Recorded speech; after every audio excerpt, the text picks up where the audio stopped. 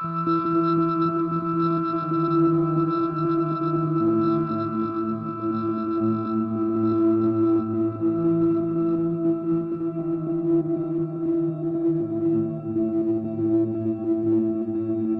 hello, Unheard Gems. Today we are joined by an incredible group, or two members of an incredible group called Lavender. Really glad to have you with us today. How are you? We're good. Doing great. Thanks Emily's for asking. birthday. Yes. Happy birthday, Emily. Thanks. Yeah, feeling good. Okay, so then just to launch into the interview, can you give us a quick summary of your background in music and how you got into music, sort of pre-Lavender? Pre-Lavender. So I started learning guitar when I was in high school. I'm self-taught because my parents didn't feel like paying for guitar lessons, so I started doing a bunch of those teen band music programs where we play really bad covers of songs all the time. And when I got to college, I got a message on Tumblr from my friend Sam, who was like, "Hey, this is so weird, but I saw that you're going to American. I think we should start a band together." I was like, "Yeah, sure, that sounds great." So through him, I met another friend named Matt, and we started a band called Accidental Ghost, and we played for 2-3 years, and then all lived together our senior year of college. And I started writing pop music in my bedroom alone, and I realized I kind of wanted to shift over to doing that kind of music. And Matt and Sam were two of my close friends, and Emily and Sophie, the other girl who is in the band via living in Texas now, but just kind of all formed together and started playing these songs live. We signed up for a a Battle of the Bands on very short notice. So that's kind of the really brief summary, at least my summary of how Lavender came to be. I don't know how your perspective is. Yeah, I mean, music has always been a constant in my life, I would say. I have a very musical family. I did the whole choir scene growing up, did theater, all of that stuff. So I knew it was always a part of my life in some way, and I grew up playing the piano with all of my brothers. So went to college, and I just kind of knew that I would connect with people in that way automatically. And I met Allie freshman year via a Two-Door Cinema Club concert, and I was like, all right, this girl's cool. That's fine. If she has the same taste in music as I do, then I think I ended up in your room from getting lost, actually. You did. I was looking for somebody else, and I found Emily instead. Yes, it was meant to be. Kind of basically picked up from there. I mean, all of our friends are in the music scene at AU. And then being in a band was just kind of a pipe dream for my life. Wouldn't that be cool? And I would sing in front of my mirror in my room with my karaoke stand, It's very, my favorite part. And hiding from my brothers. And then, yeah, it was very organically formed, I would say. It was right after the presidential debate with a lovely quote about the nasty women, and then afterwards me, Allie, and Sophie were just hanging out in our house, and we were like, what if we just wrote a song and then called ourselves the Nasty Women for this Battle of the Bands? And then we're like, okay. And then we played Battle of the Bands, and we're like, wait, let's do this again. And then we just kind of haven't stopped since then. So it's kind of a little overview. For sure. And then could you tell us a bit about Lavender now? How did you pick the name? What would you describe as your genre of music? Sort of just give the whole Lavender story. Figuring out band names has literally been the hardest thing of my entire life. Yeah, she's had a band. list on her phone of any weird phrase that she hears, band name, wrote it down. So there was definitely a period of several months, I would say, where we would go through okay, what about this one? Taco Monster. No, not that one, Yeah. And so it took us a while because we really liked Nasty Women, but then it was just so everyone publicized that we were like, maybe not. So yeah, we wanted to pick something a little bit more unique, and I think our original we originally were going to be Danger Danger. Remember that? So we wanted to be with exclamation points, and then we found out that Danger Danger had already been taken by a 1980s metal band, which is a bummer. So then I wanted to be Lavender Scare, because Lavender Scare is the same thing as the Red Scare, but with queer people from the 60s. But it didn't really make sense because it's really only 2 of us that are queer, and then everyone else is not. So then we were like, okay, compromise. What if we just did Lavender? And I liked it because it was short and sweet. And I think that sometimes it feels a little bit like I bullied you guys into it. I was Team Lavender from the get-go. Yeah, I think that it was because I remember voting on cards, and we wrote it down on we were like, all right, everyone anonymously write down what you want the band name to be. And so we wrote down Lavender, and we finally settled on it. So then we played like all throughout our second semester of senior year. Towards the end, Sophie, who was the original, like, I would say, like, main lead singer, found out that she was moving to Austin, and Sam, our guitarist, moved to New York. So we kind of had to deal with this, like, shift in a lineup change. And we ended up getting an opportunity to open for Wolf Alice's sold-out show in DC, and I feel like that's kind of what, like, cemented us being, like, into, like, oh, we need to keep doing this. This is awesome. So we recruited Trent, who's also another good friend of ours from American, and is still the guitarist in the band and is supposed to be here. And Matt still drums for us, and now Emily is the incandescent lead singer, and I play guitar. And we just kind of, we spent this last summer writing our EP, released it in November, and now we're going to start working on a full-length album, hopefully. Yeah. And then how would you describe your guys' music, and how have you seen it evolve? Because you just talked about how you've had some people go in and out of the band, and so how have you seen that shift the music at all, if at all? How would you describe our music? Like, that's always a very challenging I usually, question. like, people ask me, and I'm like, if I throw the words, like, rock, alternative, indie, and pop, one of them will stick. Yeah, I like mix and match those in some way. I'm not really great at, like, picking a genre, because, like, I feel like we have kind of, like, some weird crossovers sometimes, but I like to just, like, say, basically, a lot of our music sounds like The Naked and Famous, 1975, sometimes, like, The Joy Formidable. It gets a little hippocampus-y sometimes. Like, that's, like, the best way I can describe it. I think that we, like, it's very interesting because we all have, like, overlapping genres that we like, but it, like, the differences are, like, what makes it interesting. So I think that our music has evolved recently in that it's gotten a little heavier since we brought on Trent, because he, primarily before he started in this band, was, like, more of, like, an indie rock, like, indie punk, emo guitarist, and trying to, like, convince him to play little, like, pop riffs has been a journey. But yeah, I don't know. I mean, like, for me personally, I've been learning how to, like, use synths, and, like, we got this, like, drum pad now that we do, like, weird, like, bleep loops on. I'm blanking on the word. And so, like, I've been, like, slowly become more, like, technologically, like, I understand the technology a little bit more to be able to be like, guys, like, here's a song with the synth part now, and we're gonna play it.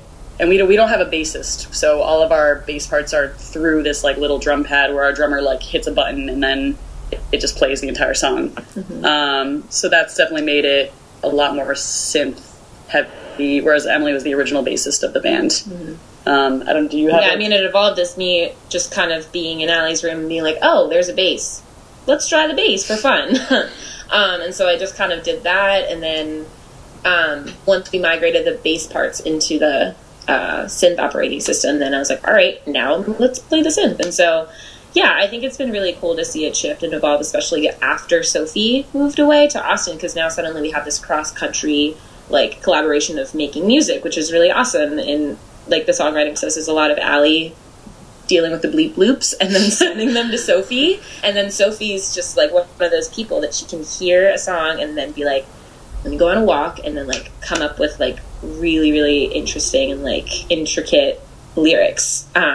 So it's a really cool process, especially, like, a lot of the songs when we wrote together when Sophie was still here and she was the lead singer. And so it's been really cool for me, especially of taking those songs, her sending me her iPhone recording, and then me thinking of, okay, how can I interpret what she's saying, the things she's feeling in these songs into my own perspective. And now the song, like, for example, like, our most recent song that we are releasing hopefully soon is the first song where Sophie has never been performed. Like, she's never performed it. And so it's really when I'm, like, trying to take it more of my own and, like, being my own individual singer instead of, you know, like, our entire EP is recorded using Sophie's voice. So now it's kind of, it feels like a new, like, layer of the band, and we're coming into, like, the second, like, wave of our band, I would say, especially post-college, for sure, where we're taking it more seriously and we're, you know, figuring out what it's like to be a person that's not in this nice little happy college bubble. Oh my god, for real. Yeah, and I think that's reflected in the way that we, like, that you guys write songs, and it's reflected in the way that we perform it. And yeah, it's just been really cool to see it evolve in that way. Yeah. And then you were talking about, like, how she writes music. She goes on a walk and somehow makes all those lyrics. What is the inspirational process, I guess, for all of you when it comes to working on the songs lyric-wise or the track or anything?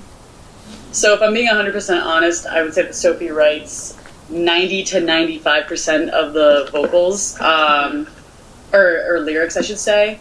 For me personally, I think that our songwriting technique up to this point has been, like, I will, like, have an idea for a riff in my head, and then I'll, like, go into Pro Tools and I'll write it with, like, electronic drum parts and whatever, like, little riffs I can come up with, and it'll usually only be, like, 30 seconds long or something like that, and then I'll send it in our band group chat and be like, what does everyone think of this? And I'll either get a yay or a no.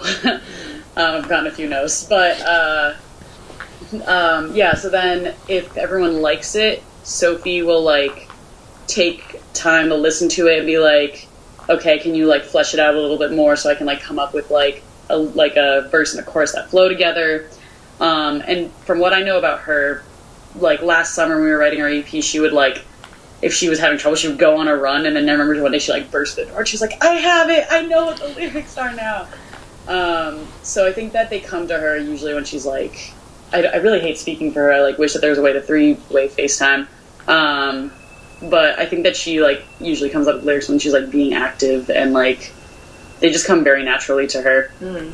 I think she's a very visual person, too. Like, she'll explain, like, okay, this is, like, this song takes place in, like, the backseat of a car, you know? Like, that's the feeling that I think she writes to. Again, I don't want to speak for her, but I think that's what inspires a lot of us, too. And then once we get to that point, like, when we play it at practice as a band, Matt and Trent will, of course, since I'm not a drummer, and Trent, if I'm being, like, totally honest, is a much better guitarist than I am, they'll just, like, create their own little, like, they'll take it and make it their own.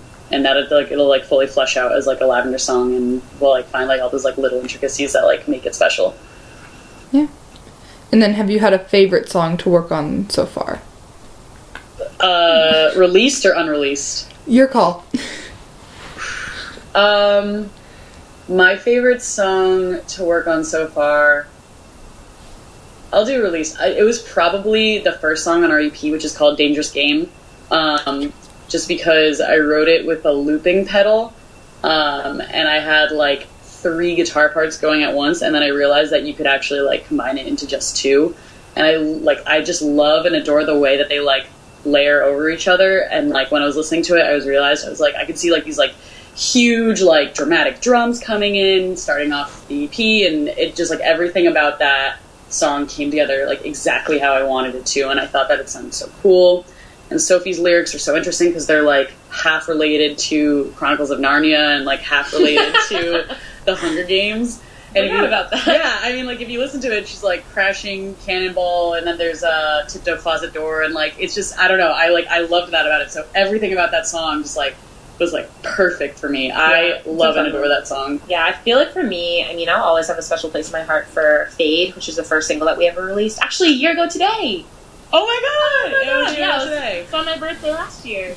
Yeah, because that was the first song that we were, you know, in the recording studio, and we were working through it, and you're in this big fancy studio with these big fancy speakers, and you're hearing every layer of this song, being like, oh, what if we, like, whispered this part? What if we, like, added a harmony here? What if we, you know? And so that was, for me, I think that'll always be near and dear to my heart, because that's the first, like, serious song recording and creative session that I've had in that capacity. So that was just, like, really, really cool. And then to see it all come to fruition, like, on Spotify, everywhere, it was this highlight of our Lavender career. It was really cool. Yeah. And then how was it releasing your debut EP now that you're working on new music? But how was it when you first released that? What was that experience like for you guys? That's a big body of work to release and put out. So stressful. I think I spent, like, 60 hours in the studio from the hours of, like, 10 p.m. to, like, 3 a.m. with our friends Dawson and Brian mixing it.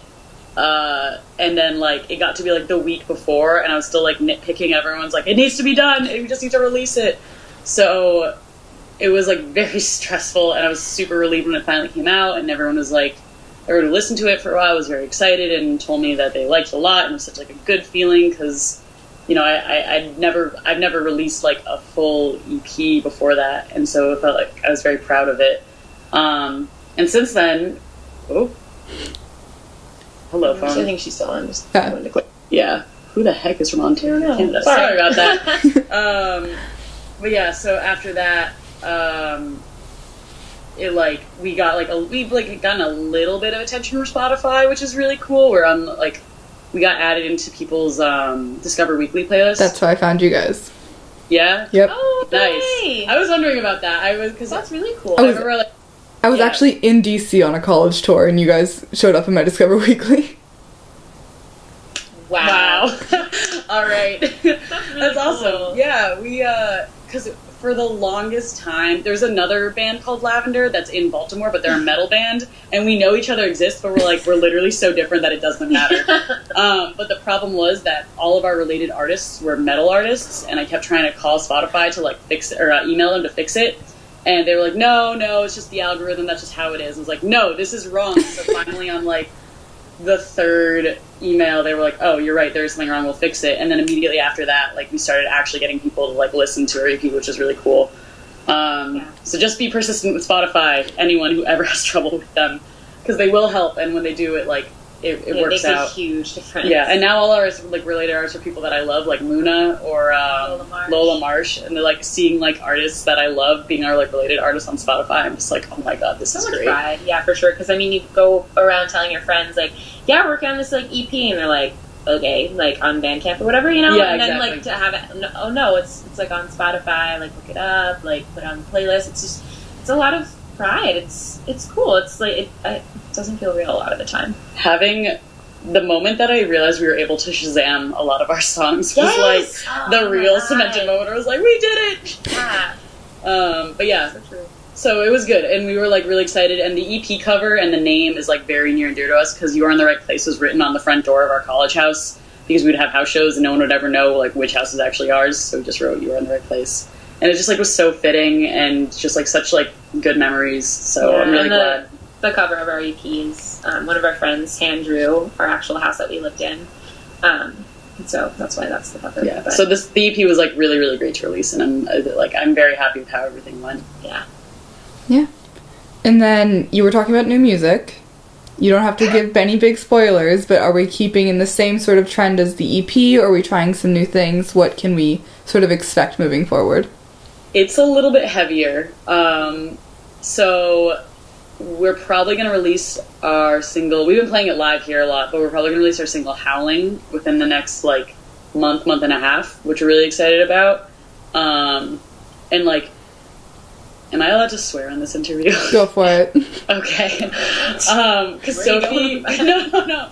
Because Sophie, when she wrote the lyrics for it, was like, this song is about being like fucking drunk and wanting to fight someone, and I was like, oh, that's the mood we're going for. Like, Emily, when you perform, you gotta rip your shirt off, you gotta go crazy. I'm like, okay. I know, I was just like, woo! Yeah, it's a little more intense. It's a little more intense, but I really like the song, and I'm really excited, and like I said, there's like a little more like synth parts in it now that we're figuring that out. I think it like is trending more towards like how Fade sounded, because Fade sounded so different from the rest of our EP. But honestly, I think we're really versatile. I think that every other song that's going to be on this album will probably just like be the same way, where it's like one of the reviews that we got of the EP was like, someone's like, they should just start 4 different bands and have like each of the song be for 4 different bands, and we were like, that doesn't well, but we are this band. Right. So it's kind of just that way, where it's like whatever mood we're in that day, like we have a song. So I think it's just going to be like a little bit harder than the EP, but like still in the same line. Yeah. I'm really excited to hear all of it, because I really like what you guys have been doing now, and I totally like that you have the different sort of vibes in your music too. Thank you. And then I have one final question. Yeah, go for it. If you were to recommend another growing or like Unheard Gems-esque artist, who would you recommend? Mystery Friends. They're from DC too. Mm-hmm. Who else? From DC? Or anyone? Anyone? Cuts with 2 T's. They're good friends of ours. They just released this. They just released their single that's like been getting like also a bunch of Spotify attention, but in Denmark, which is really funny. But so their new single is really cool. It's called "The Way Out." Yeah, they're good friends of ours too. Yeah, they're really, I'm trying really to great. think of who else. Path. They have this like they're very folksy, but like they have this beautiful album that I listen to all the time on my own. That is like perfect for like if you're driving in the summer with a convertible down a highway. That's so true. That's just like the visual. Yeah. I keep talking. What about No, you? that's okay. I totally agree with all of those for sure. Goodness, I don't know. I've just been listening to so much like Janelle Monáe that I'm like, who's undiscovered? No, I agree with all of those. Yeah. Who else? I think that's good. Yeah. Yeah. Cool. Yeah, we're gonna stick with those as our final answers, Yeah. and we'll deal with the shit that people give us for forgetting them later.